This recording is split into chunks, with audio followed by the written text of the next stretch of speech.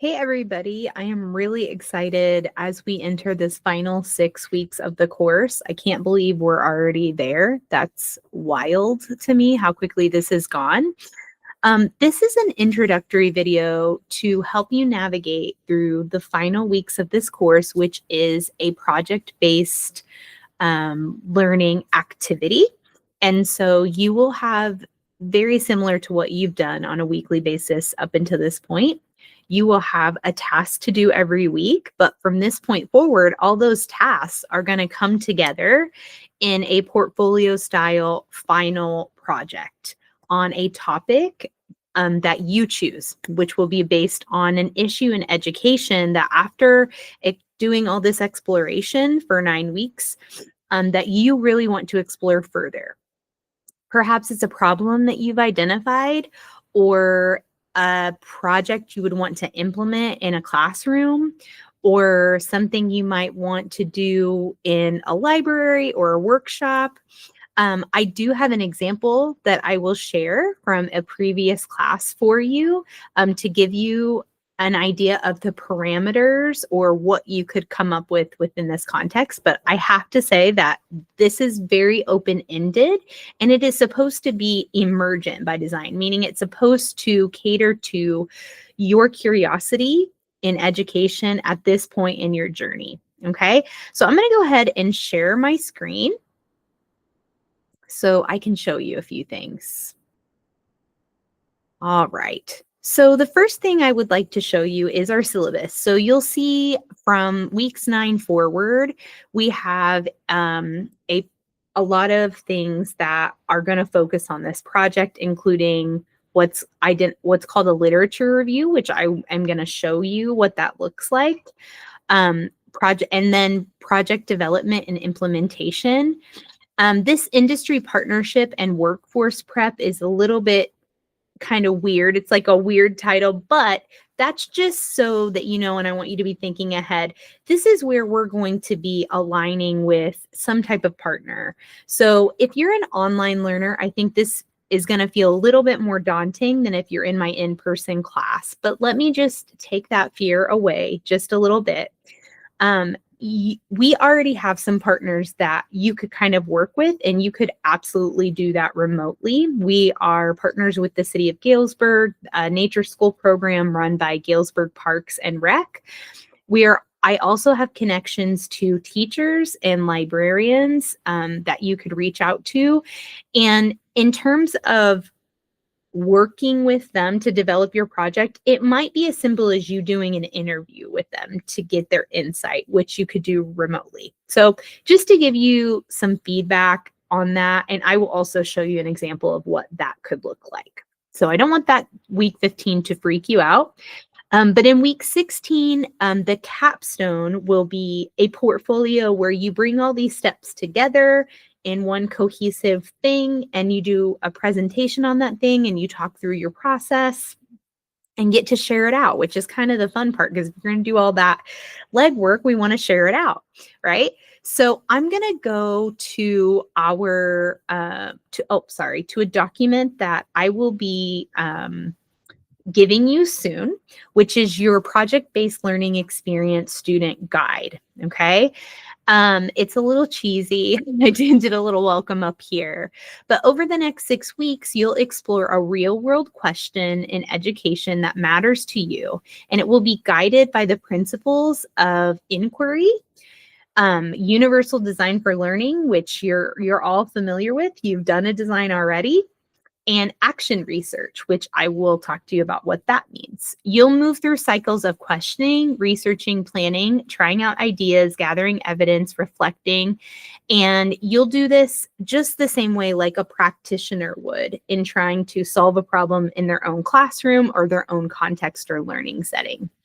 I am going to go ahead and click this right here, which you will all have access to.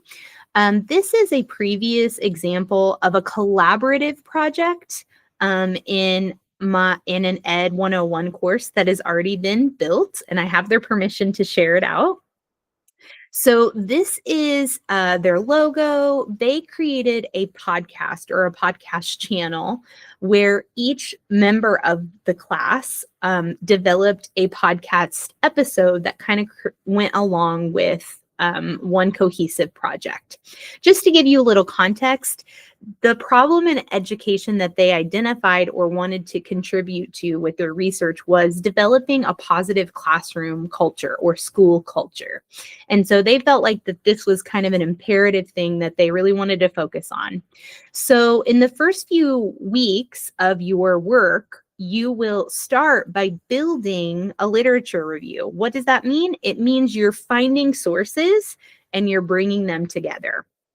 So each heading of this literature review represents a work of an individual. And so you can see that in the very beginning, I'm pretty sure this was Emerson, they started with just defining definitions, climate versus culture in a school.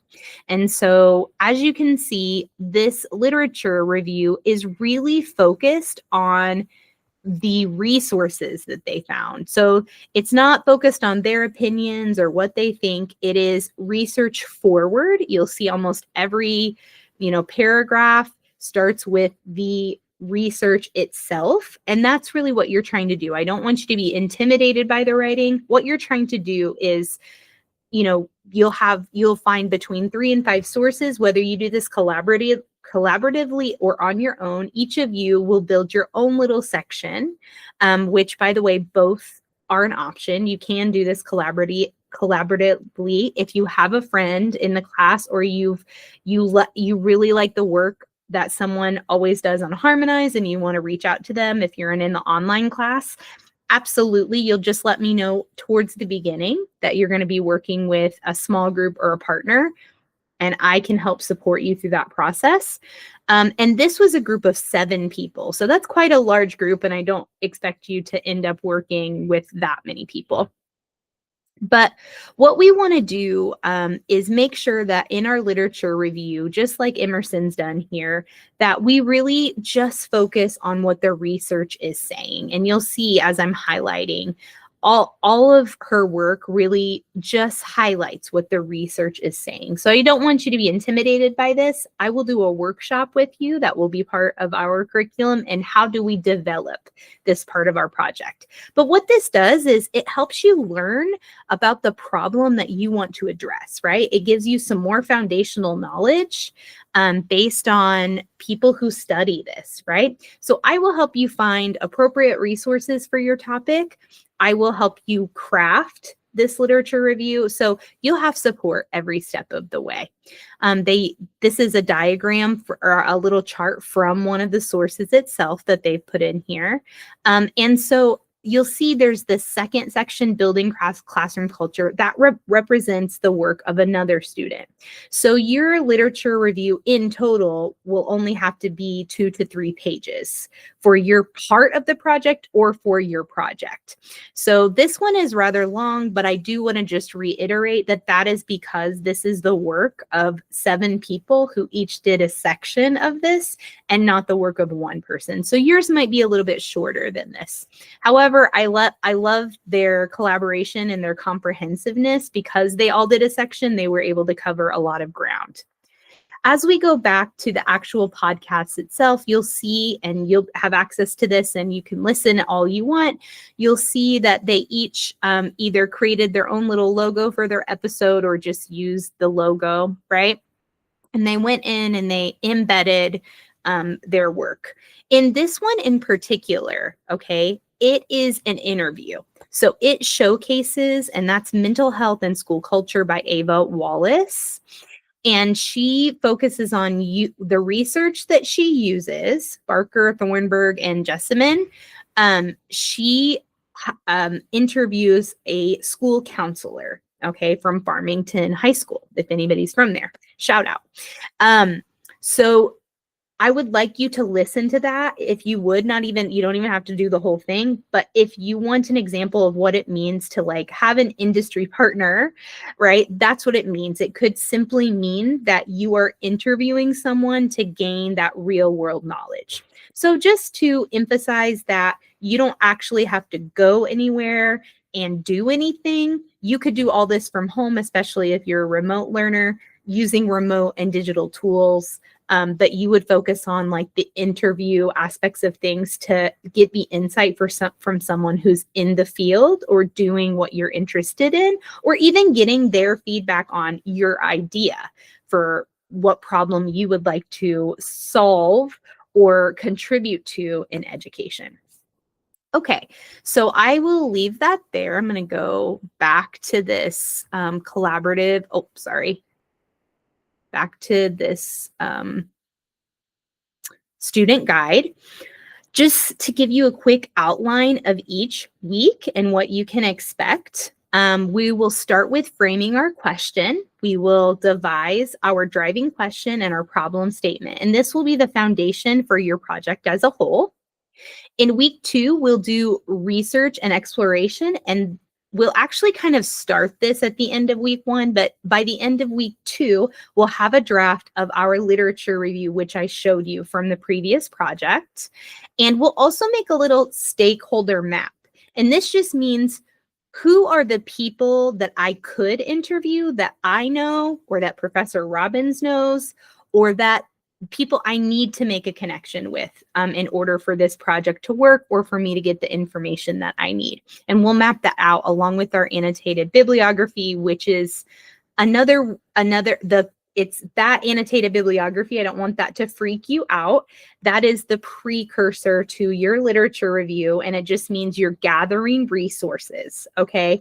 And you're making notes about how those resources are going to help your project. Let me go to the Meet tab really quick because it will kick us off of this call. I have learned my lesson there. All right, so that is week 2. In week 3, we will complete our mini project plan. And in fact, I need to change this word, mini project plan and literature review. And we will also get some peer feedback. In week 4, this is where we do some tryout and observation. So this is the week where if you wanted to implement something like a workshop or a podcast or a lesson in a classroom, we would make sure that you've arranged to work with someone to be able to do that. And also, we will have a class-based workshop, especially my students who are in person or on Harmonize, where we can get feedback from peers about trying out some of our ideas for our project.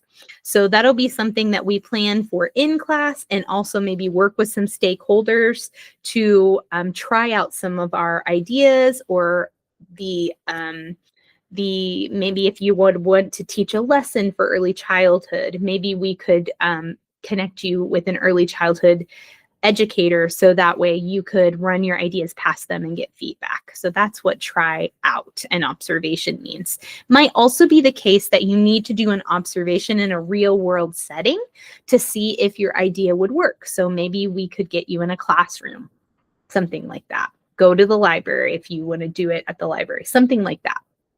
Finally, in weeks 5, we'll be doing some analysis and revision. So we will be kind of writing up our results. Like, how did our idea work? Would it have worked in that context, right?